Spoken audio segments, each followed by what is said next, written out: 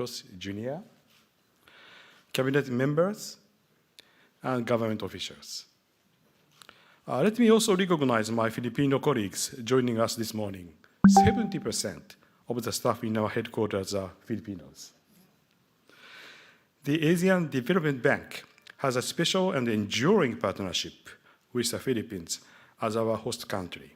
Mr. President, your father, the late President Ferdinand Marcos, was instrumental in establishing ADB's headquarters in Manila in 1966, as you know. The Philippines has always shown us its warmest hospitality. During the COVID-19 lockdown in early 2020, I had the privilege of returning some of this generosity by distributing food packages procured under our Bayan Bayanihan project to over 260,000 vulnerable families in Metro Manila. I'm also grateful that the Philippines could host our annual meeting September last year, where we announced ADB's $14 billion assistance package from 2022 to 2025 to help our developing member countries address food security issue. ADB has been our steadfast development partner to the Philippines. Let me highlight two aspects of this partnership briefly. First, ADB has increased its financing to the Philippines by fourfold, reaching a total of $12.7 billion between 2018 and 2022. This year alone, in 2023, we expect to provide up to $4 billion to support the government's socio-economic agenda and build better and more infrastructure development program. This includes preparation of several transformative projects such as the Bataan-Cavite Interlink Bridge Project, the Davao Public Transport Modernization Project, and the Integrated Floods Resilience and Adaptation Project. Second, the Philippines is especially vulnerable to the impacts of climate change because of its exposure to severe weather events, with 70% of the population residing along the coast. ADB is fully committed to helping the Philippines address climate change, and it will be a core priority of our assistance going forward. So let me close by commending your leadership, Mr. President, and the administration's development priorities. We will stand by you as the country strives to eliminate poverty and achieve upper middle income status. Thank you very much for your attention. Thank you. Thank you, Mr. Asakawa. At this juncture, may we invite Secretary Benjamin Jokno of the Department of Finance to introduce our guest of honor.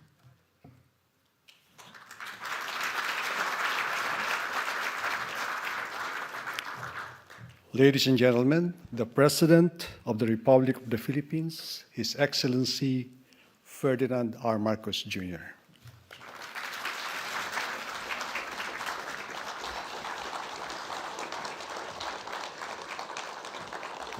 Thank you, Finance Secretary Ben Jokno, and all cabinet members who are here present. President Asakawa, you know, this is the most that we have. We don't have cabinet meetings with the entire cabinet, but we could have it today because the entire cabinet has shown up, which just goes to show the importance and the priority that we put to the partnership between ADB and the government.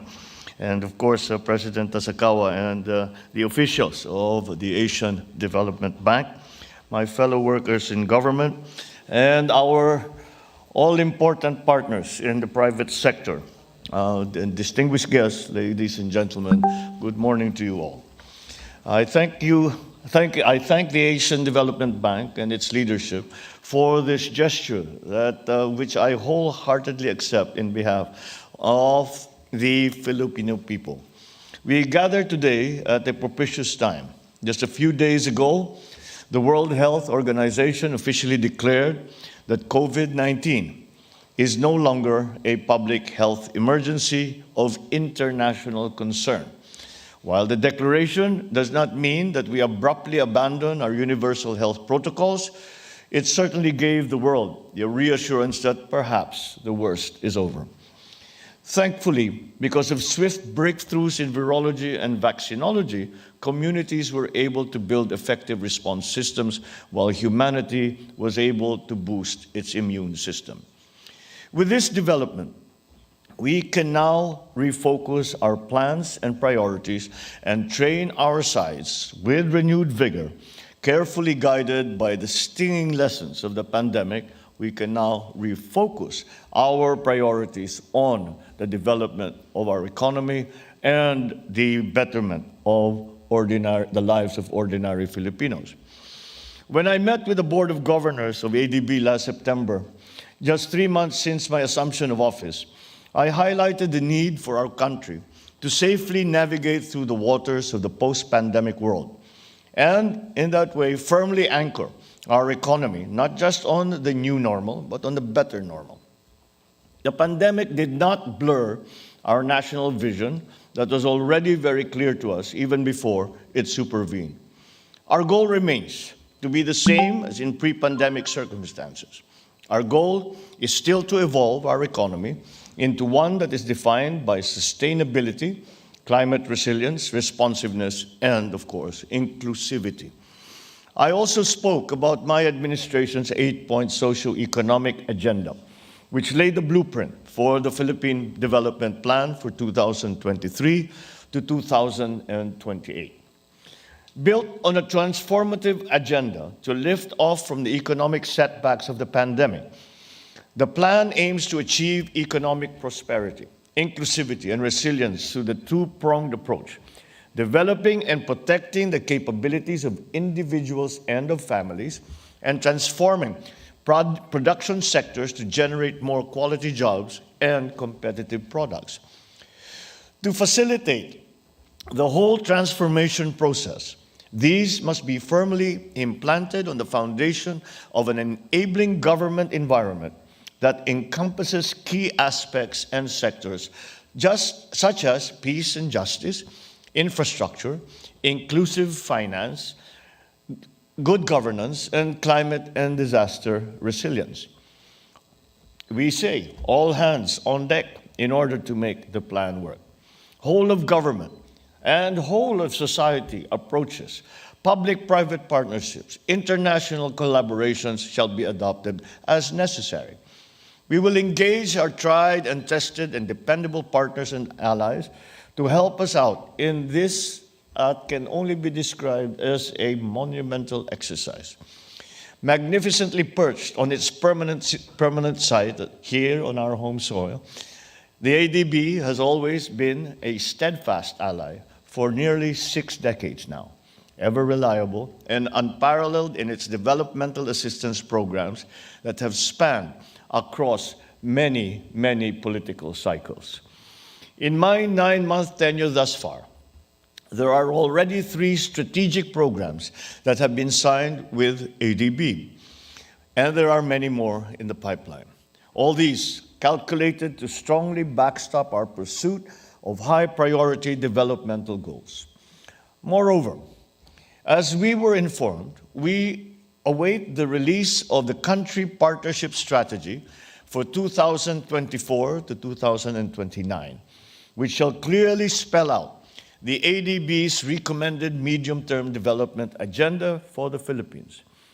Guided by the theme of investing in climate, Filipinos, and the future, it appears to tie in quite nicely with the Philippine Development Plan. We note the theme's strong emphasis on climate and its intimate relation to the people and to our future. According to the 2022 World Bank report, climate change will continue to pose a threat to the Philippines. There is now a high likelihood of the El Niño phenomenon, which we are preparing for as we speak.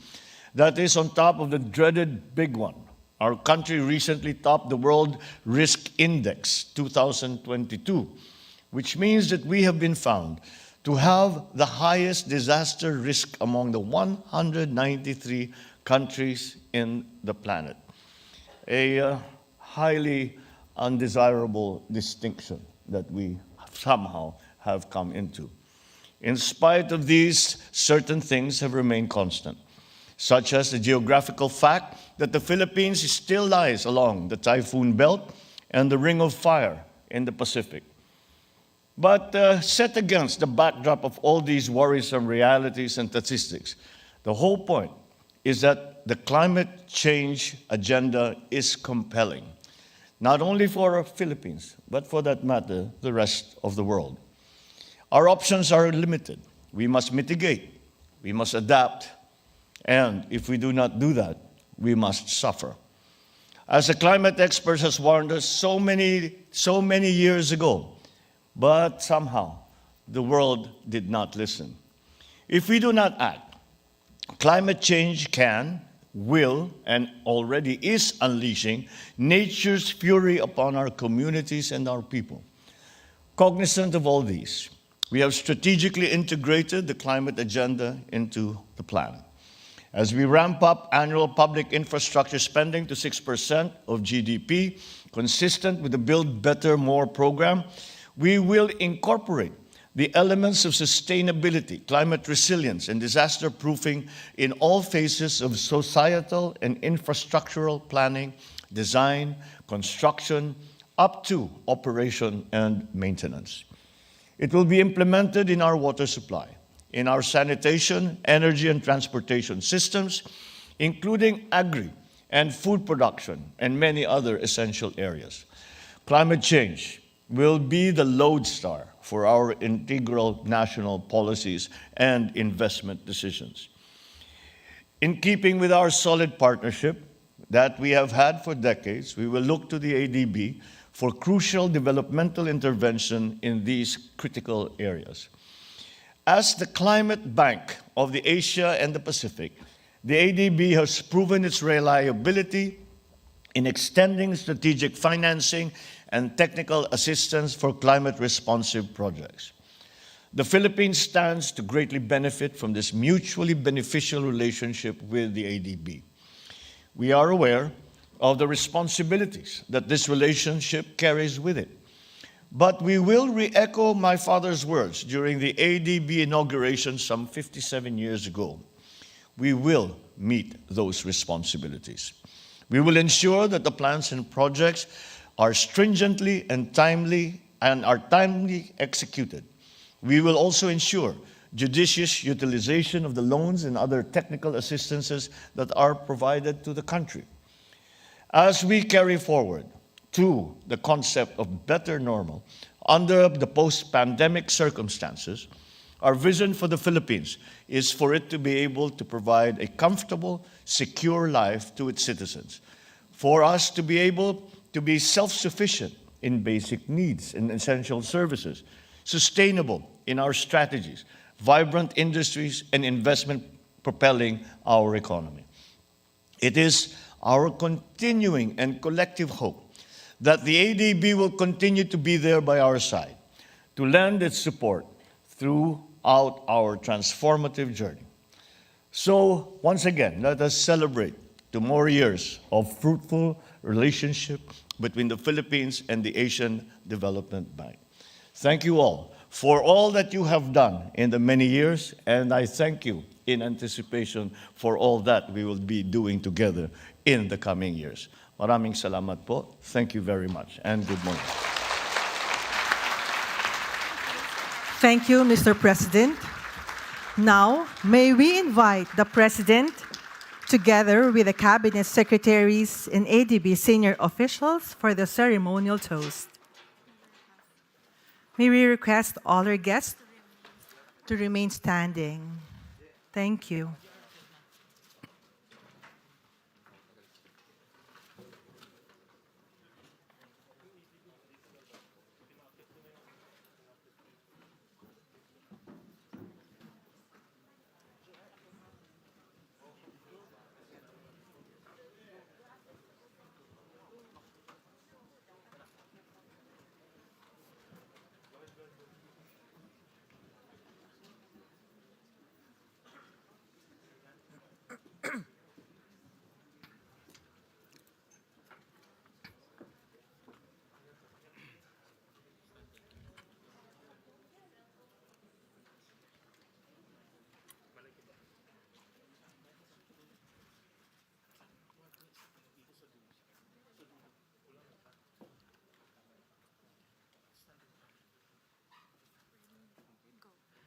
May we propose a toast as a symbol of gratitude and in celebration of the partnership between the Asian Development Bank and the Philippine government. Cheers! Mabuhay!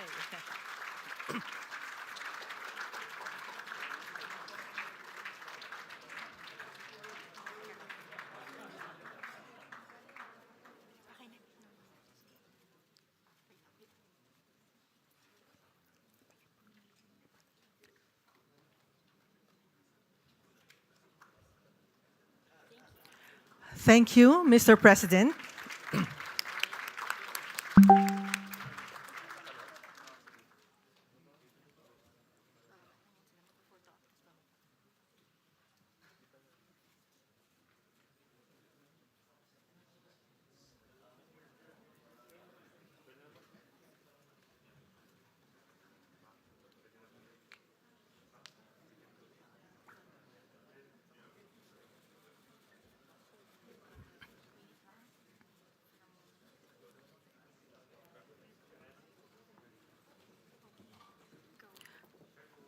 At this point, may we request the President to kindly grant a photo opportunity. May we invite on stage ADB Board of Directors.